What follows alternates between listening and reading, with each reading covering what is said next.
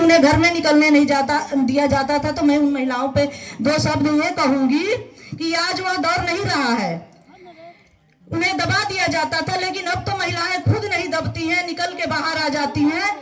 तो नारी तुम कमजोर नहीं हो, कमजोर बताया गया तुम्हें, सदियों से उन्हें कमजोर बताया गया। पुरुष समाज ने कहा यह भारत पुरुष प्रधान देश है, लेकिन कभी यह नहीं मानना चाहिए कि पुरुष प्रधान देश है। यह तो मान लिया गया है ना।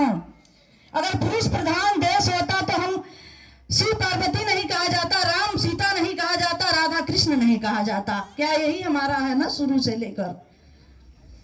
तो नारी तुम कमजोर नहीं हो, कमजोर बताया गया तुम्हें।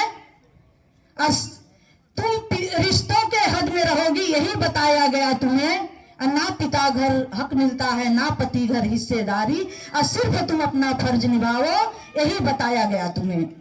तो शुरू से वो पुरुष के अंदर ही रही है, और बाद में बड़े कुछ आगे चली बच्चे के अंडर हो गई। सबके अधीन रहती हैं नारियां।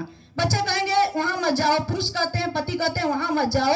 लेकिन अब वैसा नहीं रहा, क्योंकि जब तक नारियां निकलेंगी नहीं तब तक समाज सुधरेगा नहीं।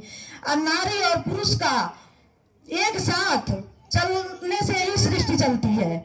और अब तो हम लोग का समान अधिकार है, बराबर का अधिकार दिया गया है कि जितना अधिकार पुरुष का है उतना अधिकार नारी का भी है। तो इसलिए बच्चियों हमें पीछे नहीं रहना है ना, बच्चों को ही पीछे रहना है। तो बेटी घर की बाहर है तो बेटा घर का उपवन है, बेटी घर की बाहर है तो बेटा घर का उपवन है। आप बेटी घर की चिराग है तो बेटा घर का मधुबन है। दोनों से चलता है दो दो घर, दोनों से चलता है दो दो घर। बेटी बसंत है तो बेटा सावन है। तो दोनों का संबंध सदियों से रहा है और सदियों तक रहेगा। जब तक यह सृष्टि रहेगी तब तक रहेगा। इसलिए मैं आप लोगों से यही कहूंगी बच्चियों की पढ़ना सबसे जरूरी है।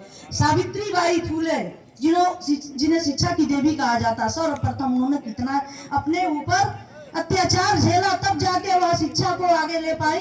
इसलिए शिक्षा सबसे सर्वोपरि है। शिक्षा की देन है कि आज मैं यहाँ खड़ी होके आप लोगों के सामने कुछ बोल दे रही हूँ।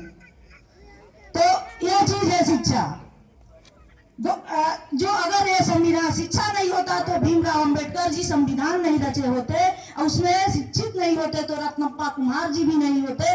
तो ये हमारे क्या है, देश के महापुरुष है रत्नप्पा कुमार जी, शहीद विद्यार्थी रामचंद्र जी, जिन्होंने 13 वर्ष 4 महीने की आयु में अंग्रेजों के गोलियों से भून दिए गए, शहीद हो गए देश के लिए। तो उन्हें याद करके हमारे अंदर नई ऊर्जा का संचार होता है। तो हमें उन्हें याद करना चाहिए। आप लोग बहनों के लिए मैं कहूंगी कि आप अपने बच्चियों को सबसे ज्यादा आगे लाने के लिए उत्साहित करिए। और बच्चियों को भी मैं कहूंगी कि अपनी सीमा में रहकर, ये नहीं कि आपको पढ़ने का इजाजत दे दिया गया तो आप कुछ भी कर लेंगे।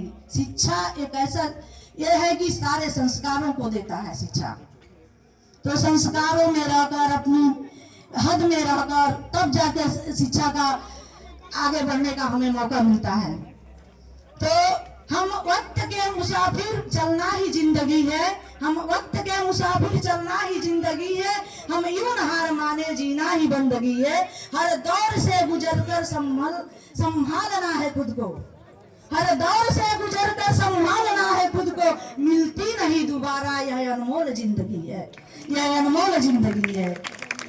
तो ऐसी जिंदगी है, क्योंकि हम लोग चलते हुए मुसाफिर हैं। हम लोग कब चले जाएंगे, कब रुक जाएंगे, तो इतने ही बीच के जो हमारे बीच का मध्य भाग है उसी में हमें सब कुछ करना है।